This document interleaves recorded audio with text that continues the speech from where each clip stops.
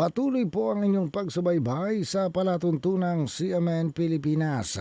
Napapakinggan tayo live nationwide via satellite at sa mga himpilan ng radyo ng Catholic Media Network sa iba't ibang lalawigan sa ating bansa. Pag-uulat mula naman sa himpilan ng DWALFM, Radyo Totoo, CMN Batangas. CNN Live Nationwide. Renz Belda, magandang araw sa iyo. Renz, good morning. Magandang umaga Ariel, magandang umaga Pilipinas. Zero casualty ang naitala sa lungsod ng Batangas sa kabila ng panalasa ng Super Typhoon Uwan. Ito ay sinagawang operational briefing ng Incident Management Team.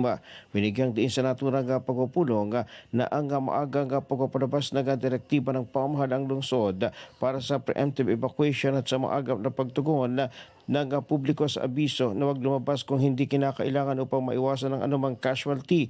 Pinasalamatan ni Mayor Marvin Marino ang mga miyembro ng IMT sa maayos at maagap na pagganap ng kanilang tungkulin gayon din ng mga volunteers na tumulong sa operasyon sa kasagsagan ng bagyo.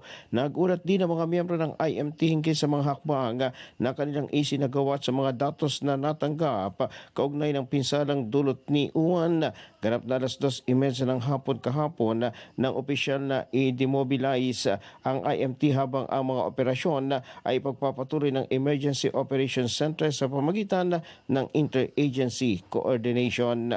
Mula sa DWALFM 95.9, ito si Renz Belda ng CMN Batangas, nag-uulat live para sa CMN Pilipinas.